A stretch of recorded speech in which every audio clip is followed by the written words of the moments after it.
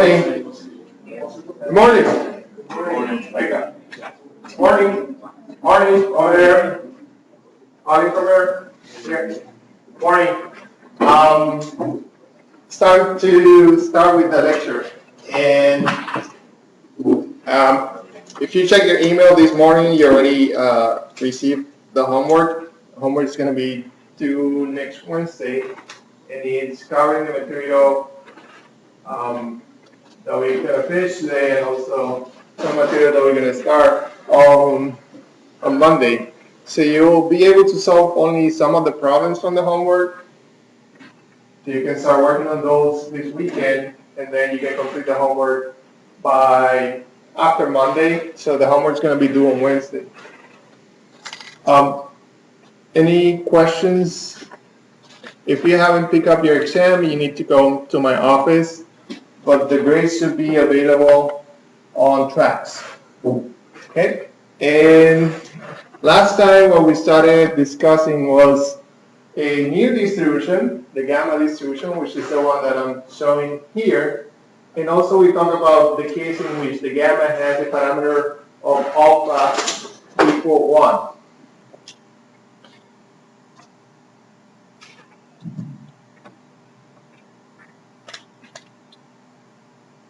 Which, do you remember what type of distribution we solved when you have alpha equals 1?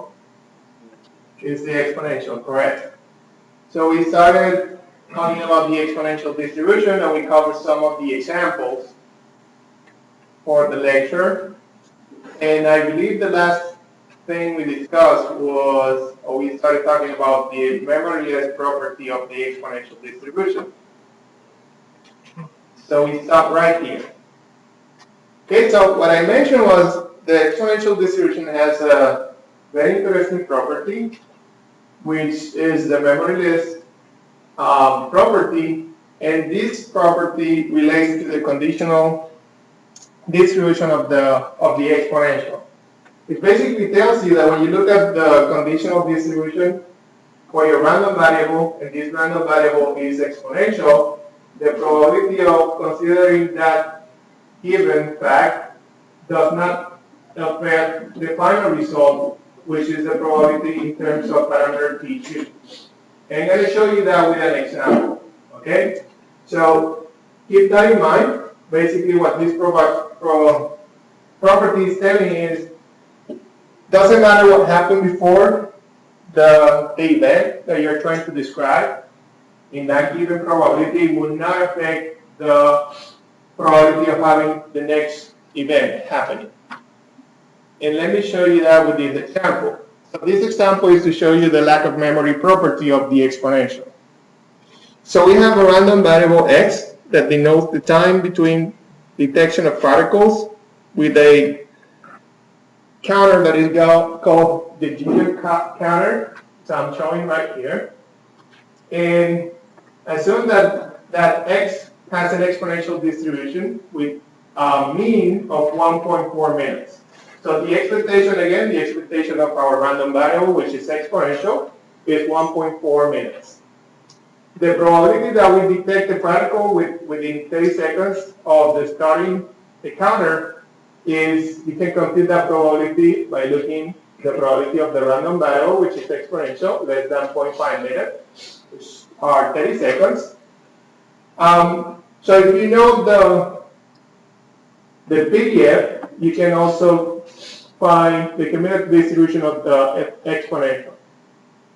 So what type of function or distribution I'm using right here to compute the probability for that random variable? Is this a cumulative distribution, or is that the PDF for the exponential?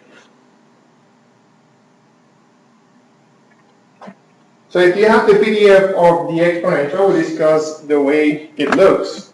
So for this case, the PDF or the exponential, when you have a mean of 1.4, is going to be, so if you have beta equals 1.4 minutes,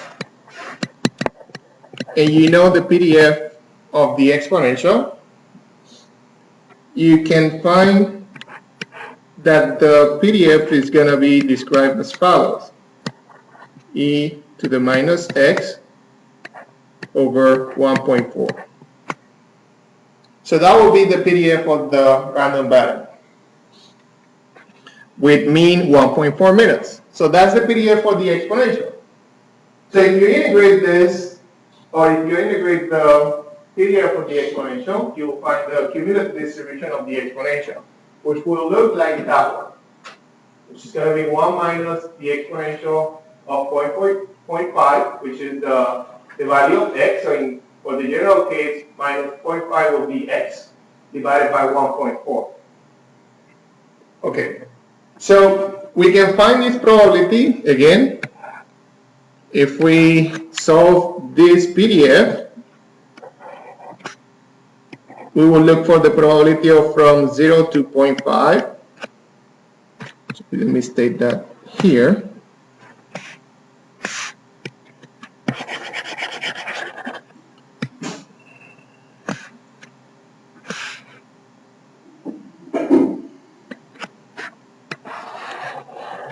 So this is your PDF. And let's say you want to find the probability of x being less than 0.5. So you just use the PDF. You're going to integrate from 0 to 0.5.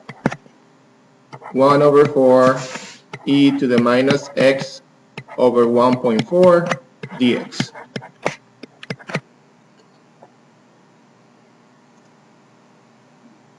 If you solve this integration, then you should get the same probability as you found using the cumulative distribution. So the result, or the probability of having, say that again? This will be 1.4. Yes, 1.4, sorry. So that's the value of beta, yes. So we are using the same PDF, right? And we are just integrating to find the probability.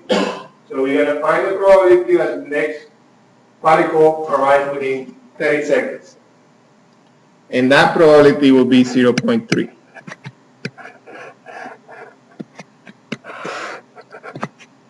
Here we use the cumulative distribution. And here we are using the PDF. But the result is the same. Okay, so now we found that probability. Now suppose that we turn on the counter and wait 3 minutes without detecting the particle. So you started the counter and you say no particles arriving within a time period of 3 minutes.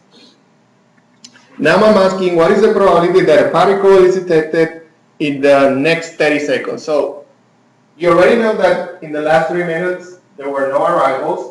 And now you want to know, based on that fact, you want to know what will be the probability of getting a particle on the next 30 seconds. So you have some information. This can be expressed as the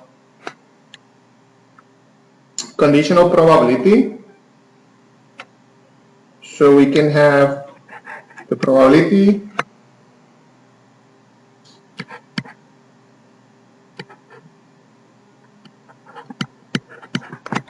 given that you know x is greater than 3 minutes.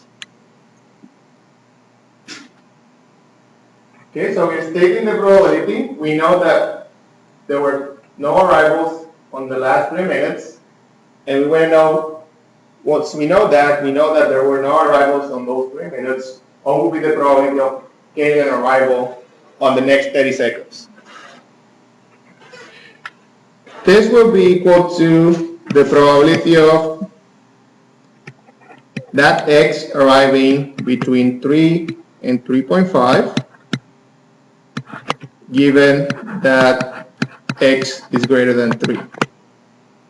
Because you already know that there were no arrivals on the first 3 minutes.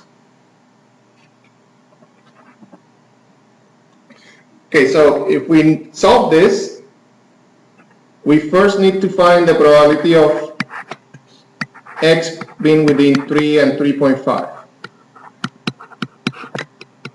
So So this is the integration from 3 to 3.5 of the PDF, 1.4 e to the minus x 1.4 dx. So we want to find the numerator of this conditional probability first. And if you solve this integral, this will be equal to 0.035. Okay, so this corresponds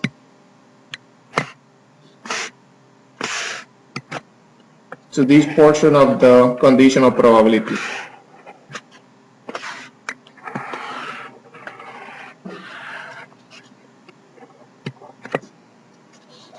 Okay, so now we want to find the denominator of that conditional probability.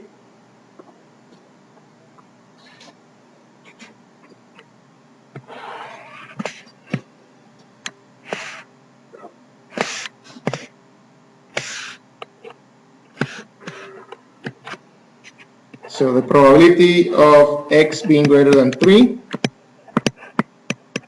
and that will be the integration from 3 to infinite, 1 over 1.4, sorry, e to the minus x over 1.4 dx, and that equals 0.117.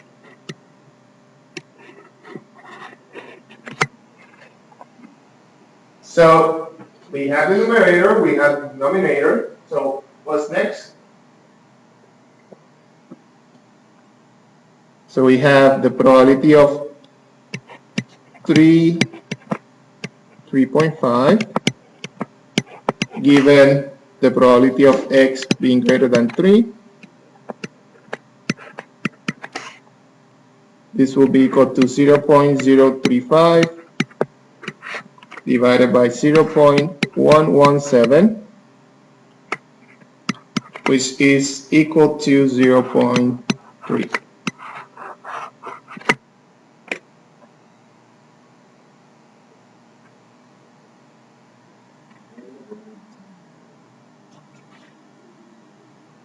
From here. Okay, so can you see something from the result? Is the result telling you something? Correct. So when you look at the conditional probability, by knowing that there were no events on the last 3 minutes, you get the same result as finding the probability of an event arriving in the next 30 seconds. So the probability of getting an arrival of a particle on the next 30 seconds is 0.3, and the probability of having an arrival on the next 30 seconds by knowing that there were no arrivals on the last 3 minutes is the same, which shows you that the exponential distribution has a lack of memory, because the probability of having an event or happening an event before the time period that you're going to observe is not affecting the probability of the time period that you're going to observe. Yes, sir. Does that mean that if there was an arrival before those first 3 minutes, it still doesn't affect the next 3 minutes?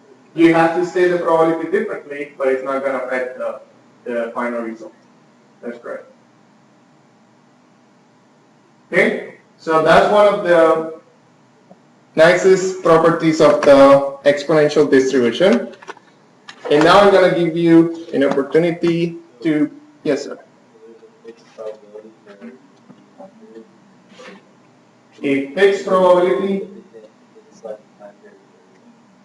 it will change only if you change your mean to arrival time, or the expected value of your exponential distribution. So in this case, we are using the expected value is 1.4 minutes. So if you keep that 1.4 minutes as your mean, then there will be no change for the next 30 seconds. It's going to be the same result. Okay. You can check. I'll let you work on that. Okay? That's a good question. Any other question? Okay, so now I have a lab that I want you to work, and this problem is also for the exponential distribution. So I need to work on group of 2 or 3.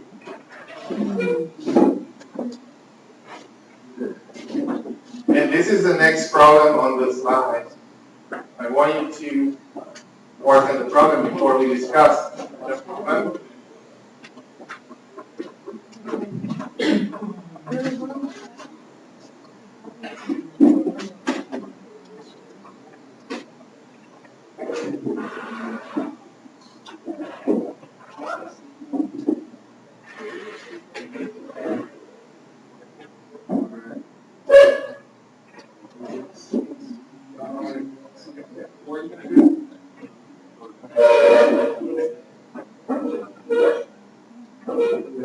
Okay, you're gonna have 5 minutes. You guys work.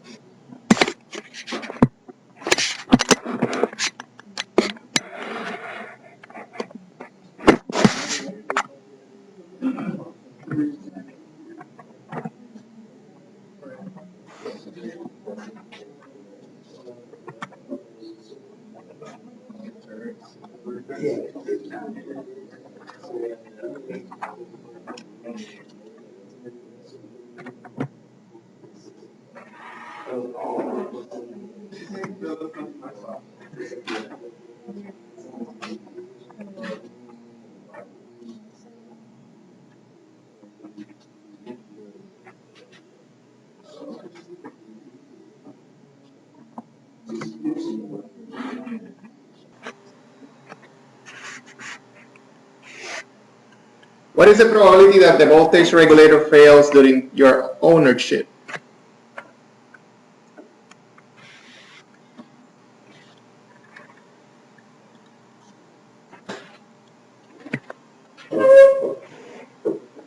How do you express that probability?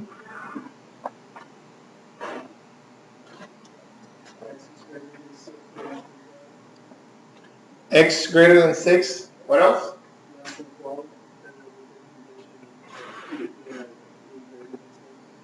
You can solve it that way to get the same result as stating the probability differently. As we show on the previous example, the exponential has the memoryless property. So this one equals 6. This is the mean of the exponential. So we can solve the probability just as you said, or we can assume, or we know the memoryless property of the exponential, so we don't need to take into account what happened before. We can just focus on the next 6 years. And we are focusing on if you're going to have to repair the regulator on the next 6 years. So that means that you're going to have the probability of x being less than 6 years. So if you solve this, you are integrating from 0 to 6, 1 over the mean, e to the minus x over the mean, dx. This is going to be equal to minus e x over 6, evaluated from 0 to 6, and this equals 1 minus e to the minus 1, which is equal to 0.6321. So the probability of this voltage regulator failing within the next 6 years is 6.63 or 63%. Any questions? So if you solve the problem using the conditional probability, you should get the same answer. You're going to be doing extra work. If you already know that the memoryless property applies to the exponential, then you just assume that what happened before is not going to affect your chances of having a failure, and you can solve the probability focusing on those years or time period. Yes, sir. It seems like if you have a voltage regulator that has an average life of 60 years, and you're up to 6 to 12 years, probability that you die. What do you mean? It's getting older and older. It's not. Based on the.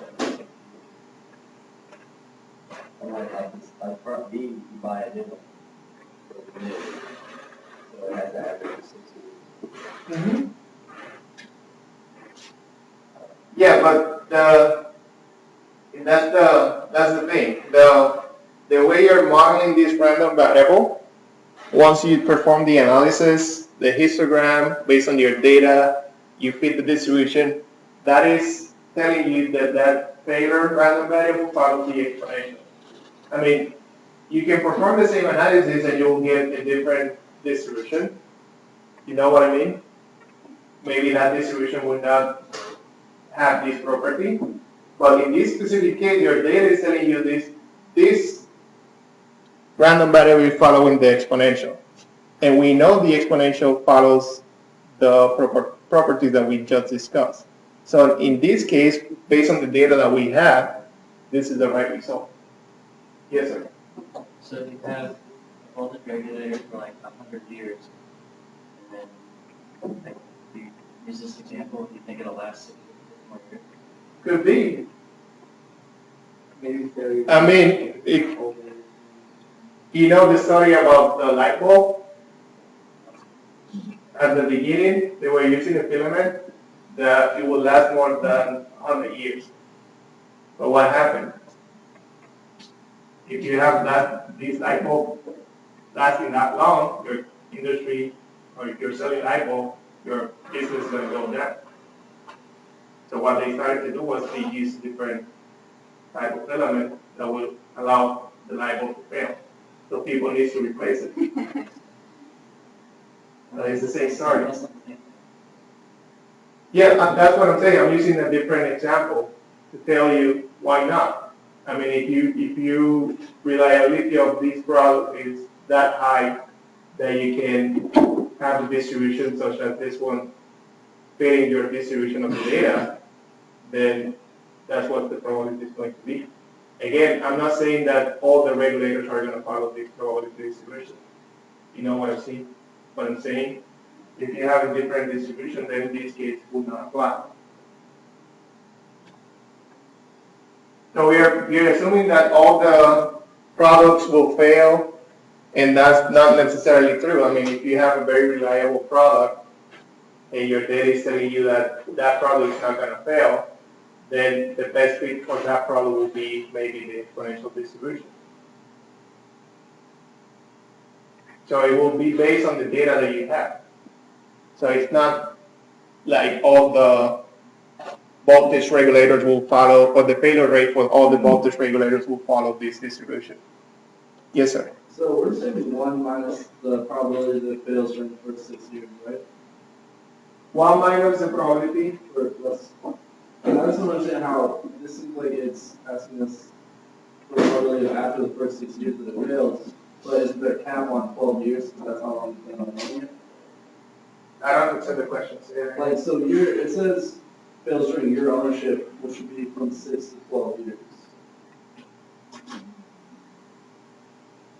You purchase an automobile that is 6 years old with a working voltage regulator and plan to own it for the 6 years. So after 12 years, you're not going to own it anymore.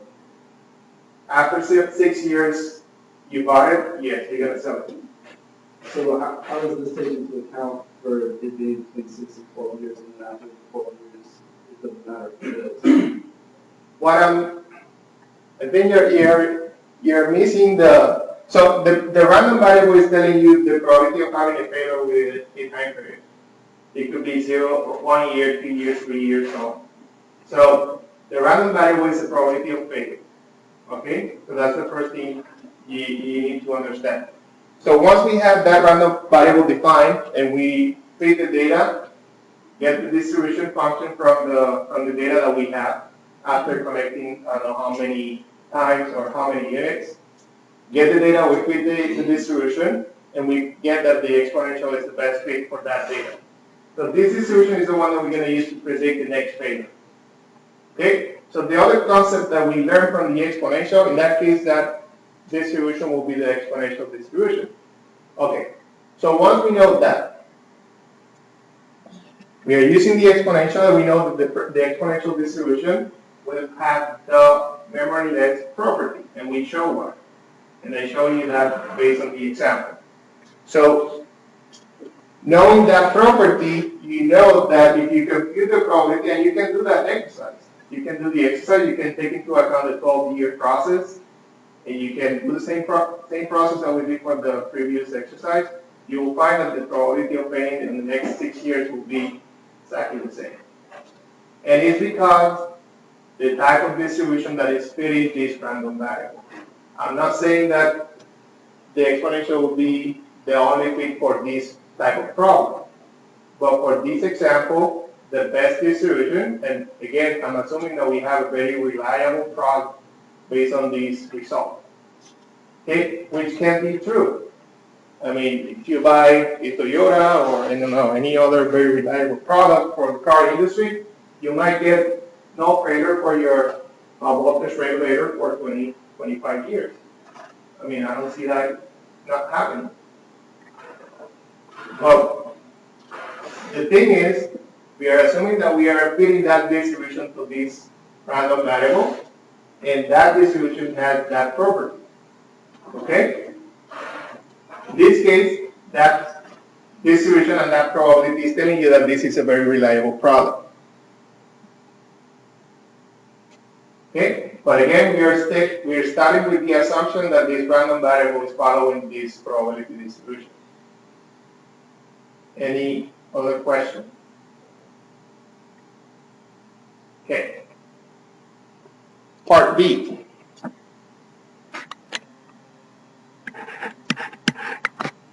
If your regulator fails after you own the automobile 3 years and is replaced, what is the mean time until the next failure? Again, in very important word here, mean time. So when we talk about the mean, we know we are talking about the expected value. Okay? So, knowing that this random variable is following the exponential distribution, and knowing that the exponential distribution is has the memoryless property, then we know that even though we know that it fails on the previous 3 years, that's not going to affect the probability of what will happen on the next 3 years. So the answer for that is we keep the same mean, which is 6 years. So the expected value of your random variable is still 6 years.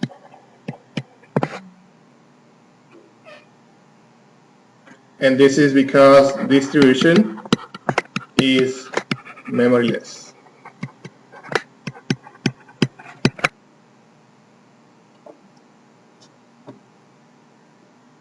Questions? How many of you got it right?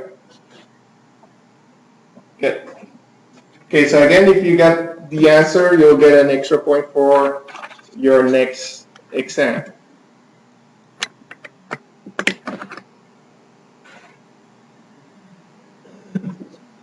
Okay, so now let's discuss a different type of distribution. This one is called the chi-square distribution. And this one is very important for the rest of this course because we're going to be using this distribution to do some hypothesis testing later in this class. So for the moment, I just wanted to show you how the chi-square distribution looks. So again, this is another very important special case of the gamma, and it's obtained by letting alpha be equal to b over 2 and beta be equal to 2. B is always a positive integer. Okay, so we can estimate these parameters based on our sample. For now, we are using the letters to describe them. So alpha is going to be equal to an integer, positive integer divided by 2, and beta will be always equal to 2. The result is called the chi-square distribution, and the distribution has a single parameter d called the degrees of freedom. And we also have the PDF here for the chi-square. So the continuous random variable x has a chi-square distribution with the degrees of freedom if its PDF equals this. And as you can see, we know this is the gamma function. We have an extra parameter here, b, and an extra parameter here, b.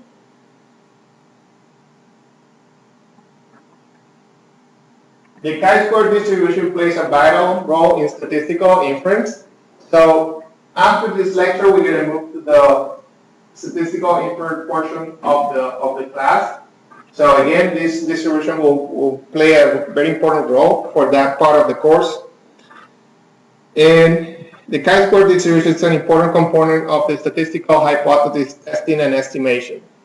So the rest of the class, or the rest of the course of this lecture, will focus on those two things: statistical inference and hypothesis testing. So we're going to be formulating some hypotheses, and we're going to be making decisions based on those hypotheses.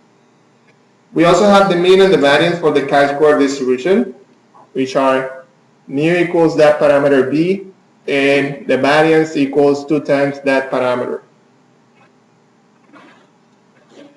Another important distribution is the beta. And again, if you are in industrial engineering or electrical engineering, you will see more about this distribution later on in your degree. I'm pretty sure that you're going to have several courses in which you're going to start using some data that you collect from your experiment, and you're going to start fitting those distributions to your data.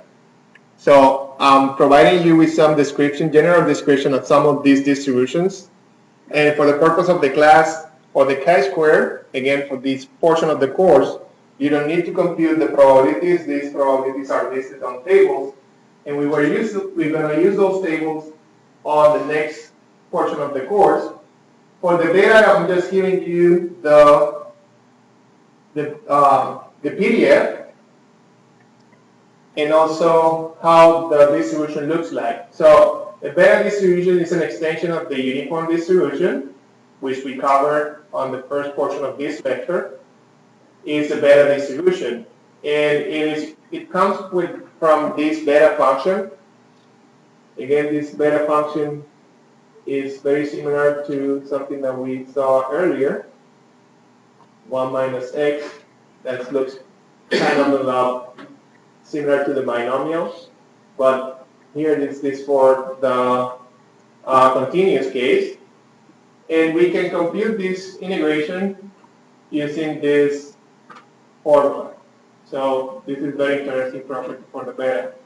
The continuous random variable x has a beta distribution with parameters alpha and beta if its density function is given by this. Okay, so I don't want you to miss the point of learning about these distributions. Remember, when you use probability, what you're trying to do, specifically for engineering, is as engineers, you're gonna be able to solve problems. It could be industry problems, manufacturing problems, electrical type of problems, and so on. But the way you solve these problems most of the time is instead of going and start playing with the system that has a problem, or with the circuit that has a problem, or with any other type of system that has a problem, most of the time what you're going to do is to build models. Okay? But building the model by itself would not solve the problem. In order to add some reality to the model, you need some probability distributions that are going to be modeling the behavior of that system. So for instance, if you are looking at the number of times that this system is going to fail, so you can plan for your maintenance, then you're going to have to find a distribution that predicts your failures for that system. The only way that you're going to create or build that type of probability distribution for failure prediction is by gathering some data from the real system. So you're going to gather a lot of data, you're going to sample from your real system, and what you do with that data is you create your histograms and you fit a probability distribution to that histogram. That histogram will have different shapes depending on the type of problem that you're looking at, or the type of random variable that you're looking at. So based on the shape, you can find from this list of distribution who will be the best one that will fit that shape of that histogram. So that's why we're discussing this distribution, because you're going to have different options and you're going to find the best fit to predict, in this case, the number of failures for your system. Okay? And I guided you through the process last time with a very simple example for the interarrival times of a manufacturing process. Show you a histogram that shows the data points for the interarrival times and how we fit that distribution and how we put that distribution into our model. So the beta distribution is another option that you can fit to your data. And the shape of the distribution is basically given by the period of the distribution function. Each PDF will have a mean and a variance, so you have the formulas here to compute the mean and the variance for the beta. Another distribution is called the Lognormal, and this one is used for a wide variety of applications. Distribution applies in cases where the natural log transformation results in a normal distribution. So we're going to use the log transformation to transform the value of a random variable. The continuous random variable x has a Lognormal distribution if the random variable y equals the natural logarithm of that variable x, and that x has a normal distribution with mean mu and standard deviation sigma. And again, the density function for the Lognormal is very, well, it's the same normal distribution, but instead of having x by itself, in here you have the natural logarithm for x. And we have the mean and the variance for the Lognormal here. Okay, so let's see how the transformation of the normal can be used to describe the probability of some problems. So in this example, we have concentrations of pollutants produced by a chemical plant, and historically are known to exhibit behavior that resembles the Lognormal distribution. So again, we are starting with the fact that we know that this random variable follows this probability distribution. Okay, but in order to get to that point, you need to collect data, fit your distribution, and that distribution is that fitting of your data will tell you what type of distribution is the best to predict your random variable behavior. So for this problem, after the data collection, after fitting the distribution, we know that this random variable exhibits a behavior that resembles the Lognormal distribution. So this is important when one considers issues regarding compliance with government regulations.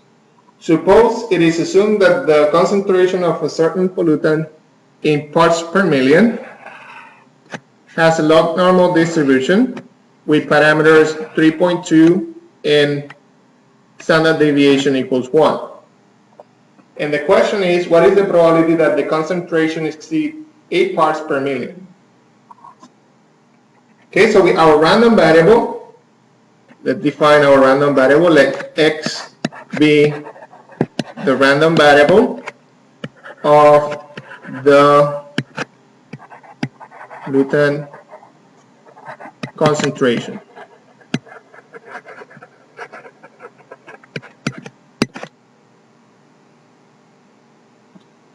So we can compute this probability. We are finding that what is the probability that the concentration exceeds 8 parts per million? How would you state that probability? Probability of x something 8.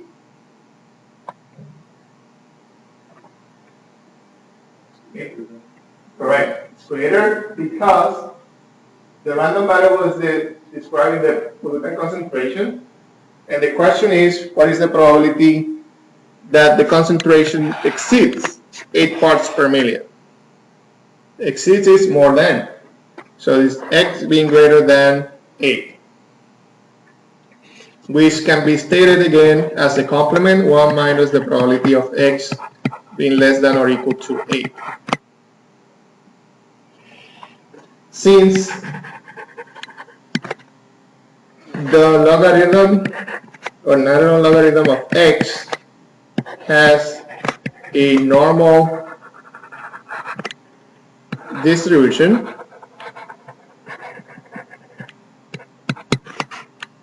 with mean mu equals 3.2 and standard deviation sigma equals 1, we can use the transformation of the normal to find this probability. We know that the logarithm of our random variable has a normal distribution.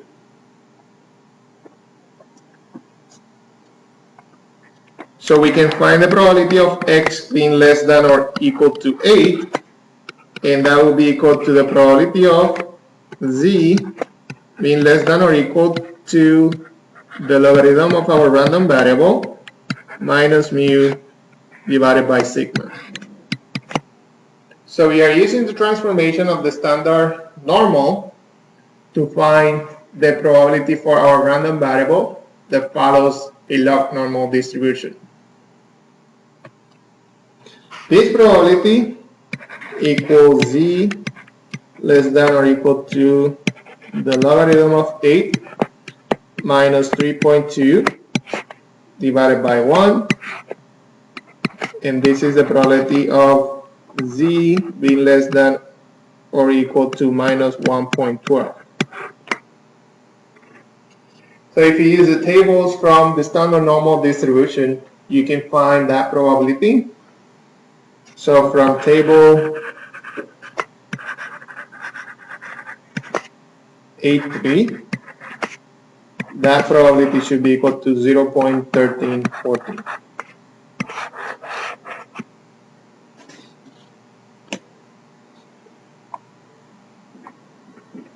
Yes, sir.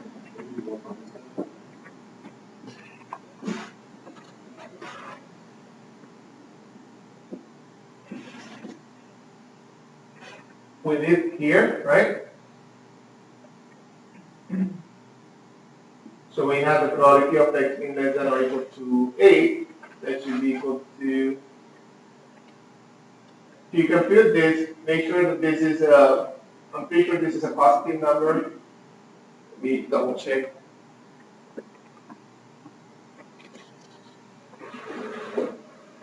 Anyone with the calculator? It's negative? Okay, so maybe yes.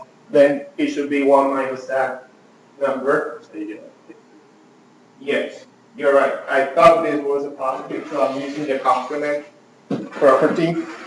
Yes, so from the table, this is 0.1314. So the result should be equal to 1 minus the probability of x less than 8. So 1 minus 0.1314. And if anyone has the result, 0.86 like that.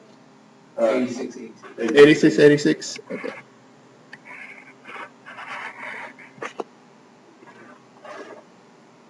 So this is the final result.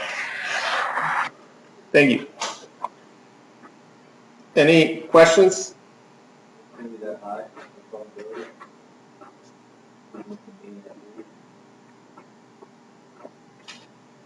The question is if the probability is high given a mean of 3.2.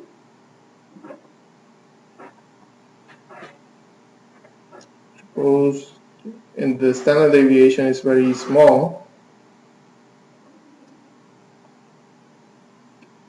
If you find the probability of z being negative 1.12 here, let me double check my numbers.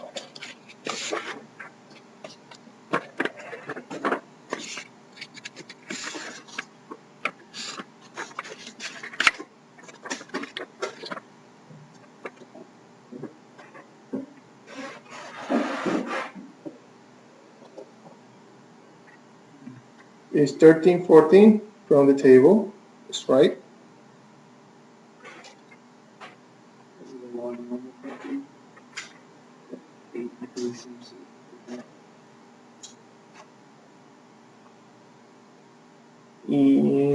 Yes, so there's two things, but I need to check again. We don't no longer have the shape of the, yeah, but we still have the standard normal shape here. And we are looking at that small part of the normal.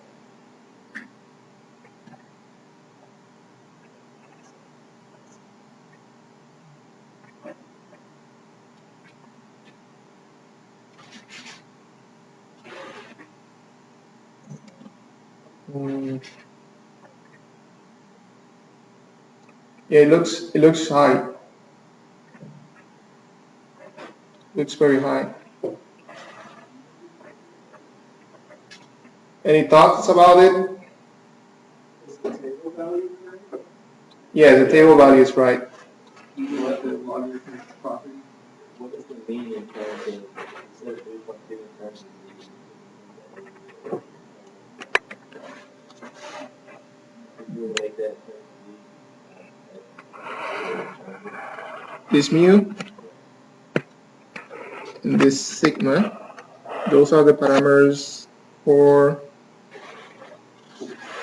the data actually. These are not the parameters of the log normal.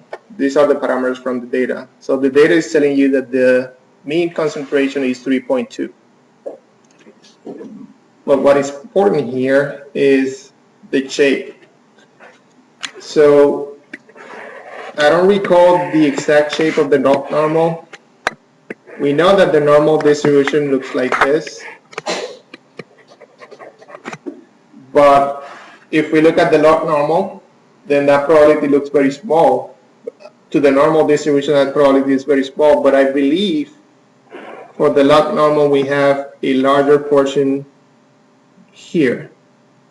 So that's why the log normal random variable will have an effect on that final probability. But I will double check, make sure that the shape of the log normal, and find that the probability is equivalent to the area of the PDF. Since you took the complement, the negative, the z equals everything to the right of that. The complement of, say that again. Right, because you translated that to the z value, right? Mm-hmm. Negative 1.12. And so the cumulative off the table gives everything to the left. You took the complement of that. Yeah, that's correct. So instead of looking at that small portion of the graph, we are looking at this area.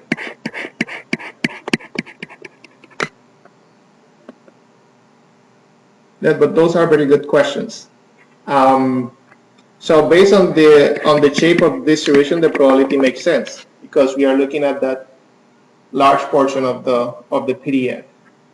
What's still not clear is why that probability is that high if you have a mean of 3.2. Yes, I will think that's the case, but I want to make sure that I show it to you graphically and with numbers. Yes. But on the table, is it 0.1314 although it is being less than that, and you have right there is being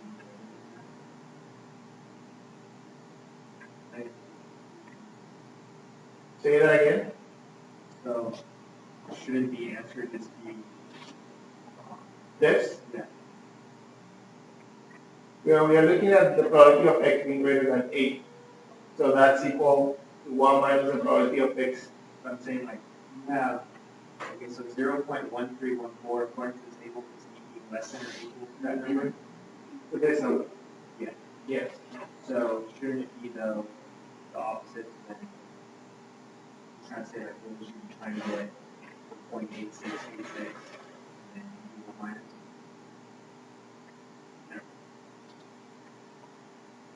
I got you there. So that will be this number here, Yeah. right? And the cumulative distribution will give you this area. So that probability is, that's why this is very small, because it's just giving you that portion of the cumulative distribution. So that's why this is 0.1314. Okay? If you look at the Lognormal PDF histogram, it makes sense. If you look at the shape of the Lognormal, because it has a larger area.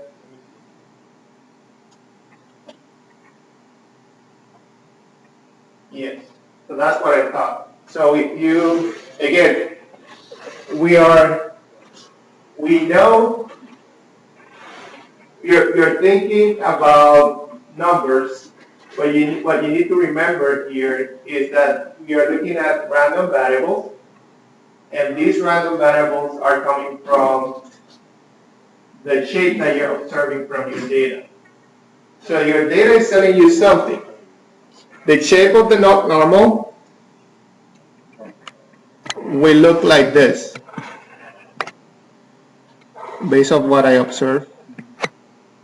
So the majority of your probability will be on this portion of the graph. Okay? So even though you have a very small number for the shape, like this one, you'll be observing a large portion of your probability on the left side of the graph. And that's why that probability is very high. Think about, always when you're trying to solve these problems, think that each random variable is following a different behavior based on the probability. And again, this is coming from the data that you are collecting. That probability is based on the shape of your data and the distribution that you're fitting to your data. And that's what's going to determine the chances of observing an event in the future. The shape that you're getting from your data. Okay, so this was a very good discussion, and that I really like that. So let's look at the next example. The life in thousands of miles of a certain type of electronic control for locomotive trains has an approximately Lognormal distribution with this mean and this standard deviation. And the question is, find the 5th percentile of the life of such an electronic control. So this is the same as stating this probability like this. Probability of x being less than x small equals 0.05. So we want to find, instead of finding the probability, you want to know what is the lifetime of the control of that product for the fifth percentile or a probability of 0.05. So instead of looking at the probability, now we're trying to find the value of x. Okay, so how we pursue this? Again, we know this is equal to the probability of z being less than z equals 0.05. Excuse me. And this equals z being, if you look for this value in the table, the inverse value for z is minus 1.645. That will be equal to 0.05.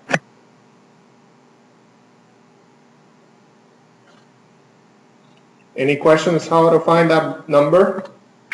If you go back to your table and you find the number, the probability inside the table equals 0.05,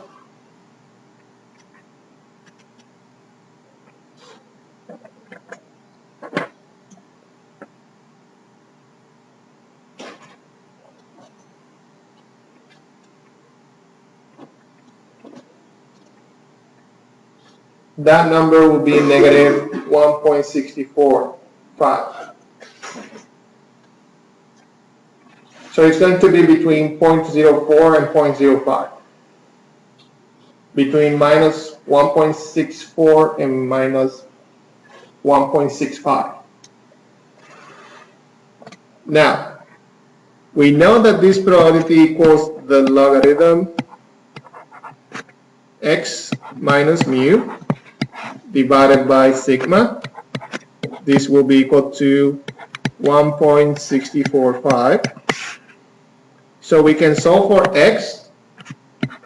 We know the value of mu. That's 5.149.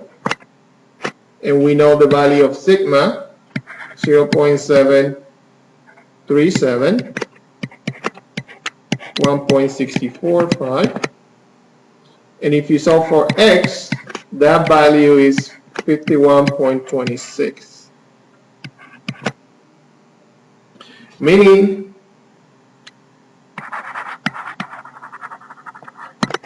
that 5% of the control will have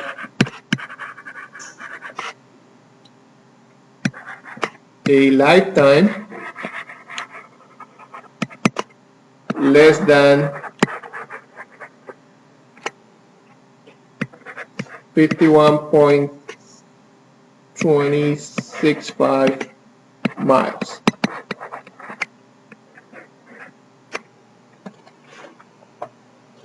Okay, so 5% of the controls will have a lifetime less than 51.26 miles. Again, we are looking only to a 5% from all the controls that you have in your population. 1,000 miles, yes. Questions? The last distribution for today is the Weibull. And the Weibull distribution is often used to model the time until failure of many different physical systems. So if you study a reliability system, or if you're interested in a reliability problem for any type of system, most likely you're going to be modeling the next time to failure using the Weibull distribution. The parameters in the distribution provide a great deal of flexibility to model systems in which the number of failures increase with time, decrease with time, such as semiconductors, and remains constant with time, failures caused by external shocks to the system. So for instance, the system that I'm studying in my research for wind turbines, we can model the next time to failure for the gearbox of the wind turbine using the Weibull distribution. And again, you have multiple variables affecting the failure of that specific component, such as stress, oil levels, and so on. But we were able to fit our data to the next time to failure for that component using a Weibull distribution. Now, the continuous random variable x has a Weibull distribution with parameters alpha and beta if the PDF follows this function. And again, it will assume different shapes according to the parameters. So if beta equals 1, this is the shape. Beta equals 2, this is the shape. Beta equals 3.5, looks more like a normal distribution. So again, the parameters are very important for the shape of the distribution. We can also compute the mean and the variance for the Weibull. These are very difficult type of computations here, not impossible. And that's it. So these are the continuous probability distributions that we cover in this course. This doesn't mean that these are all the continuous distributions that exist, but these are the most important, the ones that you need to know. And that concludes this part of the lecture. Any questions? Okay, so next time we're going to start with sampling distributions. And remember, you have a homework, so you just start working on your homework.